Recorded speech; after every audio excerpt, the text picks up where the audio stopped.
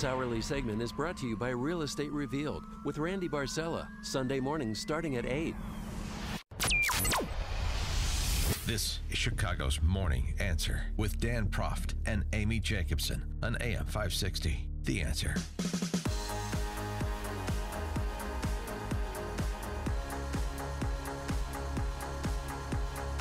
Good morning, Dan and Amy. How has Trump's principled, realistic foreign policy served American interests in year one of his presidency? That's something that I'm sure he will tackle, at least in part, during his State of the Union address tonight. That was part of the conversation at the World Economic Forum in Davos last week. And there was a very interesting exchange between Israel Prime Minister Bibi Netanyahu and Fareed Zakaria on the controversial, I guess, decision for Trump to move the U.S. Embassy to Jerusalem, recognize Jerusalem as Israel's capital, something that previous presidents had said. President Trump's the only one who moved on it.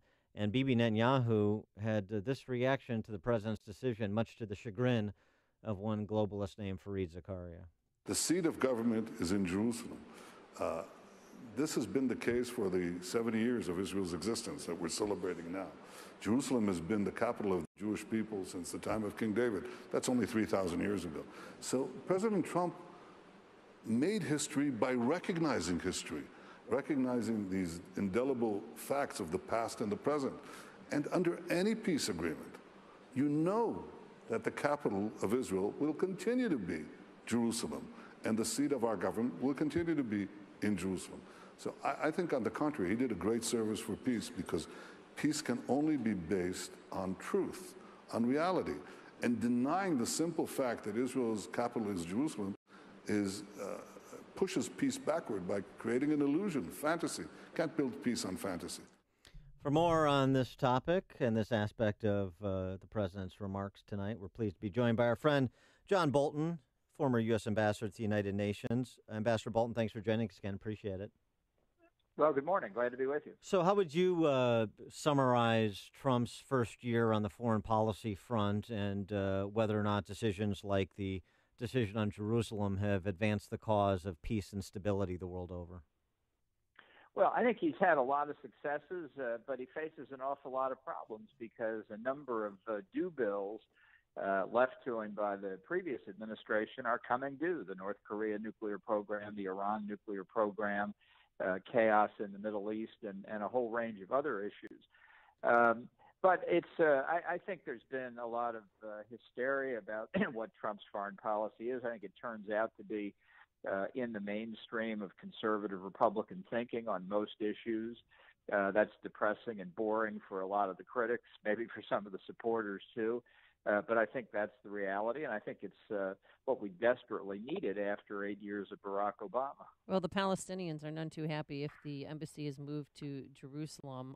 But President Trump the other day said he'd deny them foreign aid if they don't continue with peace talks. Look, I think it's time to shake up the conditions in the Middle East. We've been pursuing the two-state solution, so-called, between Israel and the Palestinians for about 6 or 7 decades. It's not working out too well. And I think what Netanyahu said about peace ultimately being based on truth rather than illusion is just something you can't argue with. So acknowledging Jerusalem as Israel's capital and saying we're going to put our embassy there does just recognize reality. And by the way, people who say, that prejudice is the outcome of the negotiations, it's just not true. Trump's own statement says that he's not intending to do that. The embassy, whether it's built from scratch or, as it looks like now, converted from an existing consulate facility, will be in territory always recognized as West Jerusalem, west of the Green Line, never underclaimed by the Palestinians. So this is just one example of an urban legend that's been out there for decades that was never going anywhere. And the idea, for example, that the only people in the world for whom refugee status is inheritable, like DNA, are the Palestinians.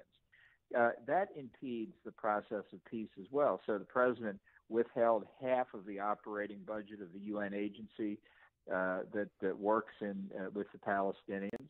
And as you say, he threatened basically to take off the table the direct aid that the United States gives to the Palestinians, for which, by the way, we have ample statutory grounds, and some would say requirements, that the State Department hasn't yet met. So it's painful when reality intrudes for some people, but I think it's the right thing to do.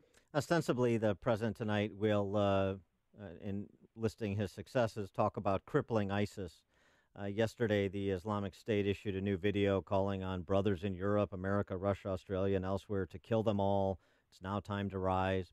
What is the state of the Islamic State, and how much credit does Trump deserve for removing their control of territory in places like Syria and Iraq? Well, I think the territorial caliphate has largely been destroyed. I think there's still some pockets of resistance. Our military says it's a few weeks until they're taken care of. I suspect that's right. And I think it was important to destroy the territorial caliphate because it's holding territory that gives ISIS the color of legitimacy to its claim that it is indeed a legitimate Islamic caliphate. But losing that territory doesn't mean ISIS disappears. We know for a fact that a lot of its people got out of the caliphate and escaped to places like Libya, Somalia, Yemen, Afghanistan, Pakistan, to continue the terrorist attacks against the West. And I do think they will continue. So there's been an important victory. I do think that Trump's changing of the rules of engagement for American forces was helpful in that regard. But I think it was not helpful that we continued basically many of the policies of the Obama years supporting the government of Iraq, which is sad today these days, a subsidiary of the government of Iran. The Ayatollahs basically control it. And that's one reason we still face enormous threats in the Middle East, to Israel, to our Arab friends, and to our own interests there as well. Do you think President Trump will address the Taliban? I mean, they killed 100 people. They filled an ambulance with explosives. And then earlier in the week, 22 Americans were killed at the Intercontinental Hotel. A good friend of the show, Glenn Seelig, was there hiding in between mattresses and had this 13 hours of hell, and they tracked him down and killed him. I mean, there seems to be something there with the Taliban. Well, and I think the president was pretty forceful at lunch yesterday with the UN Security Council, where he said, we're not going to talk to those people. And in fact, the argument that ultimately this group of fanatics and terrorists would sit down and have a nice corporate-style conference around a conference table was always illusional. I mean, I think you've got to defeat these people. It may take a long time, but if you want the terrorist threat eliminated, if you want to make sure they don't retake Afghanistan and provide a new base for ISIS or Al-Qaeda, threaten Pakistan with terrorists taking over there and getting their hands on Pakistan's arsenal of nuclear weapons, which is estimated publicly to be 60 or more, maybe up to 200. This is just something that it's unpleasant. Americans don't like to deal with these long-term lingering infections, but that's what it is. And to preserve the safety of innocent civilians here in the United States, far better to deal with them over there than deal with them here. Dr. Richard Benkin has a piece in American Thinker where he profiles a Pashtun village elder who's very complimentary of President Trump policy. He talks about President Trump's, and Pashtuns, generally speaking, favor some form of democratic rule, small d. But this elder that he profiles suggests that Trump is right for calling out Pakistan for decades of lies and deceit, duplicity, the war on terror. He says that successive U.S. governments have given Pakistan billions of dollars and its people for its people's welfare and to fight terrorism. In return, Pakistan has given us nothing but terrorism. This kind of in the North Waziristan area that borders Afghanistan and Pakistan. And I wonder if that's a perspective, although anecdotal, that informs U.S. policy and Trump's policy towards Pakistan, or at least it should, and thus the basis for us to retain some presence there. Well, I think Trump's decision to withhold assistance from Pakistan recently was correct. I think from time to time you've got to show them the cold steel, and I think that was a necessary decision.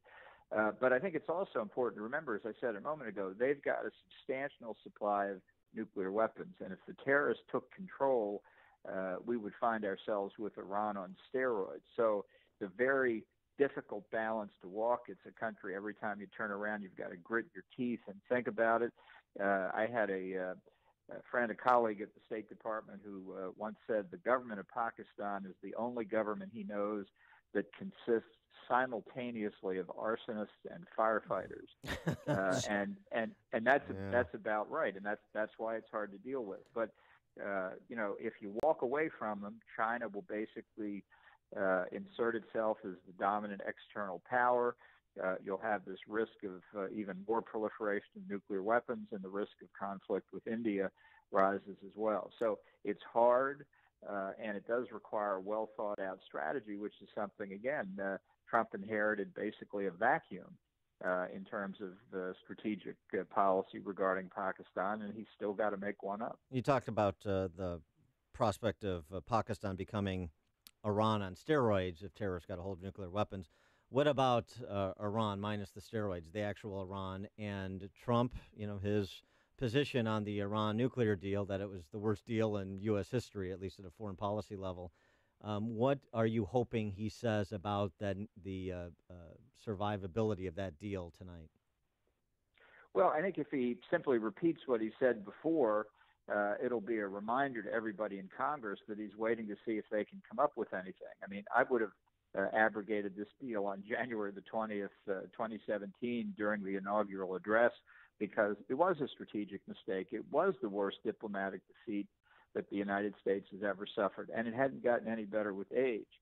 So I'm if you put me down as what my druthers would be, we'd have been out of it long ago. But if it's not going to come till May, so be it. This is a good time to work with our allies in Europe, others around the world, to talk about the reality that's going to exist as of that date in May when Trump pulls the plug on this thing, which I certainly hope he does. He is Ambassador John Bolton, former U.S. Ambassador to the United Nations. Ambassador Bolton, thanks for joining us. Appreciate it. Always glad to be with you. Thanks for having me. And he joined us on our turnkey.pro answer line. You've made the switch, and it feels so good. You've switched to Chicago's Morning Answer on AM 560. The Answer.